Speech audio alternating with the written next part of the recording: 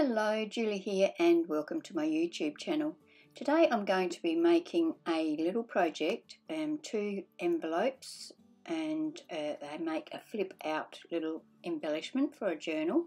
I saw this on the channel of Wendy's Journal Adventure, and I'll put a link to that in the description box below. I'm going to be using the card stock that I created using some tissues, and there's a video showing how I did that, and I'll also link that below. So I'm going to make 2 envelope flips for this in this video. I'm using these craft envelopes. They are 7 1/4 by 4 3/4. So you need 2 envelopes for each embellishment. Now, depending which way you want your pocket to flip open, it depends how you're going to cut this. So you need to have, if you want your pocket to open to the right, you need to have the opening of the envelope on the right hand side when you cut your envelope down. If you want it to open to the left, you need to have the flap of the envelope to the left when you cut it down. I'm cutting mine down to 5 1/4. You can choose whatever size you want for your particular embellishment. You can see here how that works. If you don't cut it the right way, your flip will have its opening at the bottom instead of the top. So just bear that in mind when you're doing your cutting for this.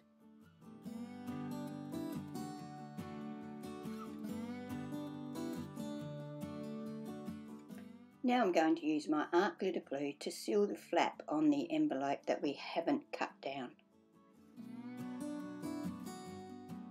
Now we don't need all of the flap on the one that we've trimmed down, so I'm just going to trim that back a bit. I'm going to leave probably about 1.5 inches or 2 inches of that, so I'm cutting off the pointy bit.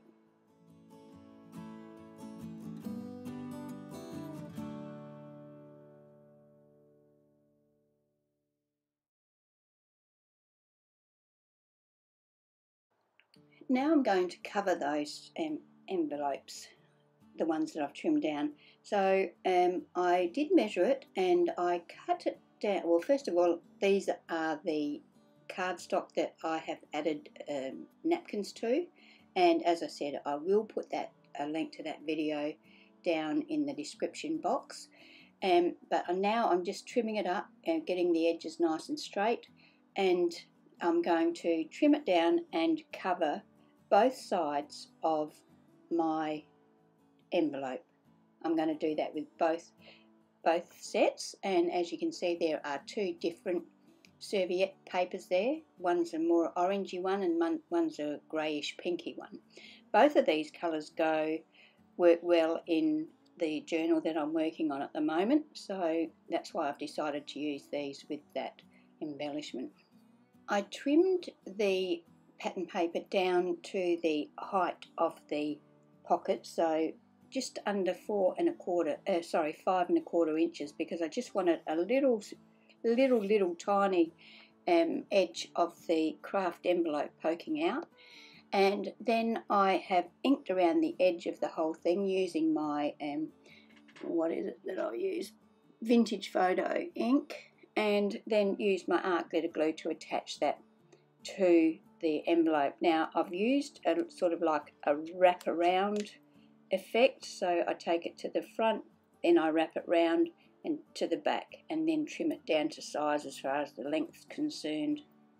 If you prefer, you could cut 2 separate pieces of pattern paper and just add them to the front and back without wrapping them around the edge. When you're attaching your pattern paper to the back of the envelope where we've cut that flap off, or partly off, be careful not to get glue onto the inside of the envelope. You want to run a bead of glue down the very edge, but not on the bulky part. So if you do that, of course, you'll glue your pocket closed. I use my bone folder to wipe over the top of my pattern paper once I've attached it, trying to make sure that there's no bubbles and that the glue is fairly evenly dispersed over the whole area.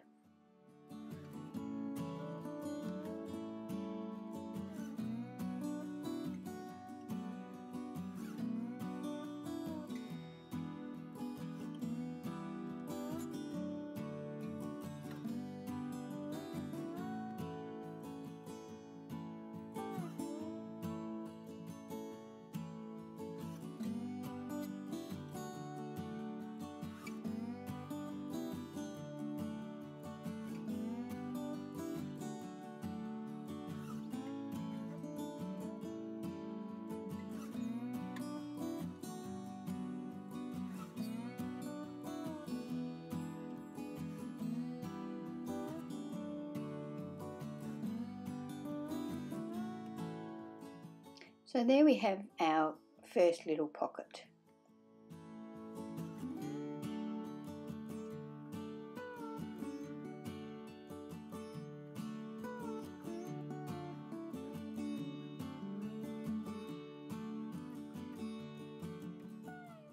So now I'm going to do exactly the same thing with the other pocket that we've cut down. I made a mistake with this and I put my pattern paper on upside down, so I end up with two embellishments that both open to the left. But just a little warning to you, if you're going to do this, when you're putting your pattern paper on, if it's directional, make sure you've got it up the right way. This is just something that I made an error with. The envelope was cut correctly, but the way I added the pattern paper reversed the whole thing really. So just bear that in mind. Anyway, I'm going to do exactly the same thing with this pocket, so I will probably put this on very fast forward and come back to you when it's all done. Now I'm going to cover the large envelope, the one that we didn't trim down. I'm going to cut my pattern paper so that it's 7 1/8 inches high by 5 1/8 inches wide. Now that's just going to leave me a very tiny little border all the way around. I'm going to attach those to the envelope using my liquid glue. Art glitter glue is the glue I use. Now there's a couple of choices here. I'm going to attach mine to the actual page, so I don't need to put paper on the back of the envelope, but if you wanted to like have it hinged, or if you just want to clip it into your journal, well, then you'll probably want to cover the back as well. So once I've cut my paper to size, I ink around the edge of it using the same ink that I've used on the other envelope. And yeah, so as I said, I'm only going to do the front of mine. Also, no, you couldn't. I was going to say you could sew around it. Yeah, you could sew around it. Yeah, you could sew around both of them if you want to. I didn't, but you certainly could. Now I'm going to take my scissors and just cut a sliver off of the top of the sealed envelope. Now, if you wanted to make your envelope a little bit shorter, you could take a little bit more off, but I'm going with the full height of the envelope, so I'm just cutting off the merest amount. I'm not the greatest with a pair of scissors, so I end up doing mine with my trimmer.